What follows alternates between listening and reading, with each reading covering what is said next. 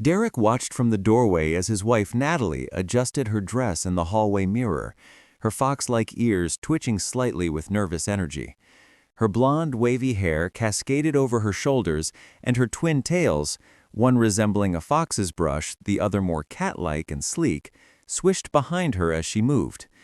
"You look beautiful," he said, meaning it. After 8 years of marriage, she still took his breath away. Natalie's golden eyes met his in the reflection.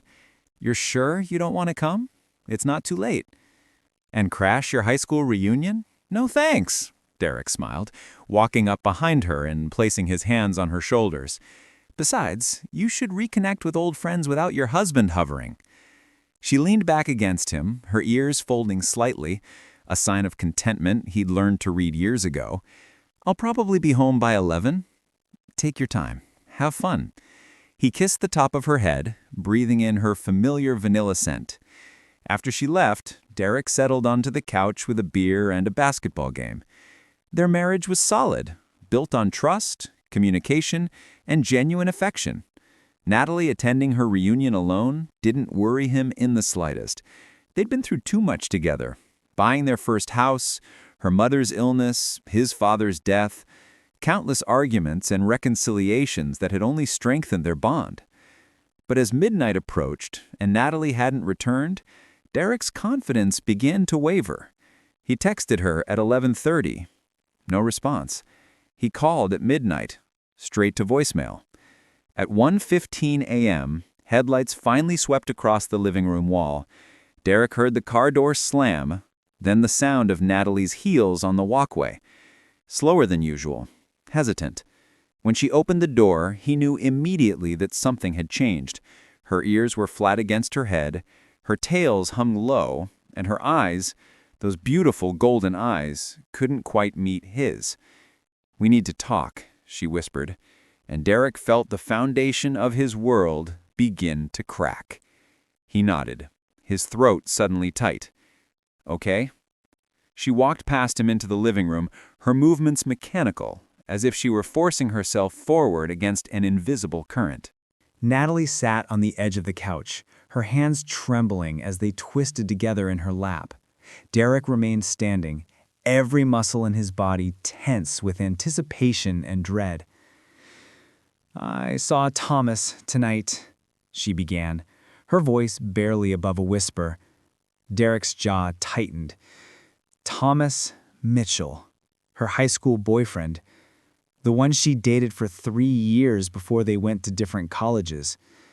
He'd heard the name occasionally over the years, always in passing, never with any weight behind it. "Okay," Derek said carefully. "How is he?" "He's the same, different. I don't know." Her tails curled around her legs protectively. "Derek, I need to tell you something I should have told you years ago." His heart hammered against his ribs. "What?" "You never told me you were engaged before." "I know. I'm sorry." Tears began streaming down her face. "We kept it secret from everyone except our closest friends. We thought we'd do long distance, get married after graduation. But 3 months into freshman year, I found out he'd been cheating on me with his roommate's girlfriend." Derek moved to sit beside her, his own hurt momentarily eclipsed by her obvious pain. "Natalie, I was devastated, completely broken. I threw away the ring, blocked him everywhere, and tried to pretend those 3 years had never happened. When I met you sophomore year, you were everything he wasn't. Honest, loyal, present. I fell in love with you, and I convinced myself that my past with Thomas didn't matter anymore." "But it does matter," Derek said quietly. "Not because of what happened, but because you kept it from me." She nodded miserably. "Tonight, when I saw him, he pulled me aside. He apologized for everything. He told me he spent 12 years regretting what he did, that losing me was the biggest mistake of his life." Derek's blood ran cold. "Did he ask you to leave me?" "He said he still loves me, that he never stopped. Her voice cracked. And Derek, the worst part is, for just a moment, I felt something. A flutter of what we used to have. The silence that followed Natalie's confession was suffocating.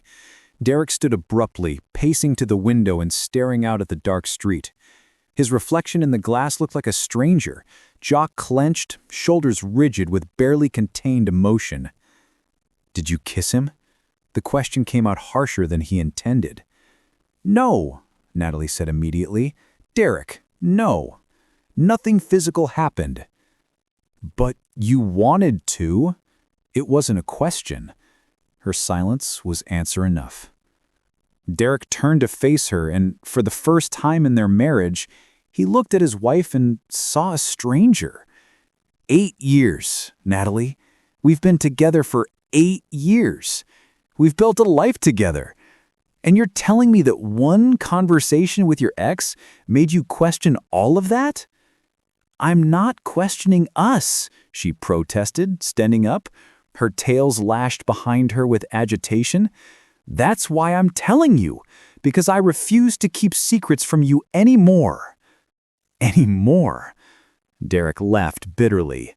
"You've been keeping this secret our entire relationship. Who's to say there aren't others?" "That's not fair." "Fair?" His voice rose. "You want to talk about fair? I trusted you completely. I didn't think twice about you going to this reunion alone, because I believed in us. And now, you're standing here telling me you still have feelings for another man?" "I didn't say that." Natalie's ears were pinned back, her voice desperate. "I said I felt a flutter, a momentary echo of something that died a long time ago. That's not the same as having feelings for him now." Derek shook his head, suddenly exhausted. "I need you to leave, just for tonight. I can't do this right now." "Derek, please. I'm not throwing you out forever. I just need space to think." He moved toward the stairs, pausing at the bottom. "There's a 24-hour hotel on 7th Street. Please, Natalie, just give me tonight." He heard her soft sob behind him, but forced himself to keep walking up the stairs. When he reached their bedroom, he closed the door and leaned against it, sliding down until he sat on the floor. Only then did he allow himself to break. Natalie drove aimlessly through the city, tears blurring her vision, her phone clutched in her trembling hand. At 2 a.m., she found herself parked outside an all-night diner, staring at the neon sign without really seeing it. Her phone buzzed, a text from an unknown number that she immediately recognized. "Hey, you left your sweater at the venue. I can drop it by tomorrow if you want. Also, I meant what I said tonight. Thomas." She stared at the message, her thumb hovering over the delete button. Instead, she typed back, "I'm married, happily married. What you said tonight wasn't fair to me or to him." His response came quickly. "Are you, though? Happily married? Because the woman I talked to tonight seemed like she'd been sleepwalking through life." Natalie's ears flattened in anger. She called him immediately. "You don't know anything about my life," she hissed when he answered. "Don't I?" Thomas's voice was calm, infuriatingly confident. "You work in accounting at a firm you hate. Your husband's a good guy, sure, but when's the last time he surprised you, made you feel alive? Derek makes me feel loved, secure, safe. But not alive," Thomas pressed. "Not the way I did. Remember that night we drove to the coast at midnight just to watch the sunrise? When we'd stay up until dawn talking about everything and nothing? When did you stop being that spontaneous, passionate person?" "I grew up," Natalie said. But even to her own ears it sounded hollow. "Or you settled." The words hit like a physical blow. Natalie ended the call, her whole body shaking.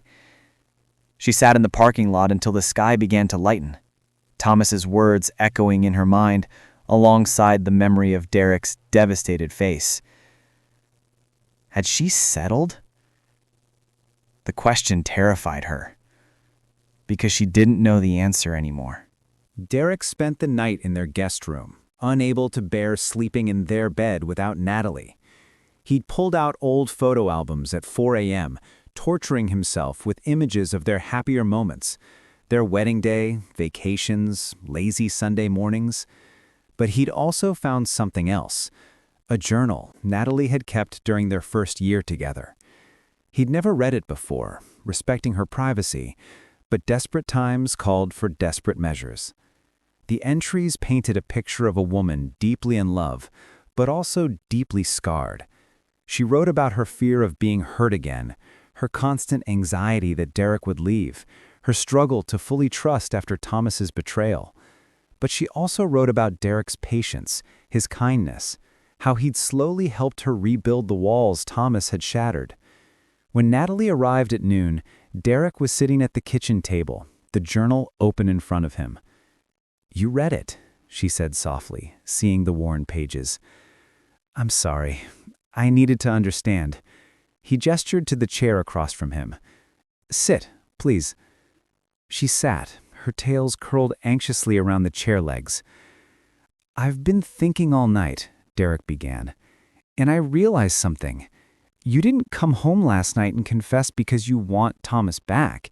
You came home because you were scared by your own reaction, and you needed me to help you make sense of it." Natalie's eyes widened. "Yes, exactly." "Here's what I think happened," Derek continued, his voice steady despite the emotion behind it. "Thomas represents a time in your life before you got hurt, before you learned to be cautious. He triggered nostalgia for who you used to be, not actual feelings for who he is now." "But is that better or worse?" Natalie whispered. "Because if I'm mourning some version of myself I lost, what does that say about us?" Derek reached across the table, taking her hands. "It says we need to work harder to keep the spark alive. It says maybe we've gotten too comfortable, too routine. But it doesn't mean what we have isn't real or worth fighting for." Tears spilled down Natalie's cheeks. "I don't want Thomas. I want you. But I also don't want to wake up 20 years from now and realize I stopped being myself somewhere along the way." "Then let's not let that happen." Derek squeezed her hands. "Let's take that spontaneous trip. Let's stay up all night talking like we used to. Let's remember why we fell in love in the first place and build something even better." Natalie stood, walking around the table to wrap her arms around him. Derek pulled her into his lap, and she buried her face in his neck, her ears finally relaxing against her head. "I'm sorry I didn't tell you about Thomas before. I'm sorry I let him make me doubt us, even for a second." "I'm sorry I took us for granted," Derek replied, stroking her hair. "I'm sorry I stopped making you feel like the adventure is still happening." They sat like that for a long time, holding each other in the sunlit kitchen. When Natalie finally pulled back to look at him, Derek saw the woman he'd fallen in love with, vulnerable, honest, and completely his. "Take me to bed," she whispered, her golden eyes dark with need. "Help me remember why I chose you every single day." Derek carried her upstairs, their lips meeting in a kiss that tasted of tears and forgiveness and promise. They made love slowly, tenderly, relearning each other's bodies like it was the first time. Natalie's soft gasps filled their bedroom as Derek worshipped every inch of her skin, murmuring declarations of love against her shoulder, her collarbone, the sensitive base of her ears. Afterward, tangled together beneath rumpled sheets, Natalie traced patterns on Derek's chest. "I deleted Thomas's number, and I blocked him. For real this time." "Good. Though I trust you. Even after everything, I still trust you." "I'll earn that trust every day. Starting now. Starting with this. I love you, Derek. More than I thought it was possible to love anyone. What I felt last night wasn't about Thomas. It was about being afraid I'd lost myself. But I realize now that I didn't lose myself. I grew into someone better because of you, with you. Derek held her closer, his heart finally settling back into its normal rhythm. The reunion had nearly broken them, but in surviving it, they discovered something more valuable than the illusion of an unshakable marriage. They discovered that their marriage could shake and still stand. I love you too, always. Outside, the afternoon sun painted their bedroom in golden light, and for the first time since Natalie had walked through the door the night before, everything felt right again. Not perfect, but real and worth fighting for.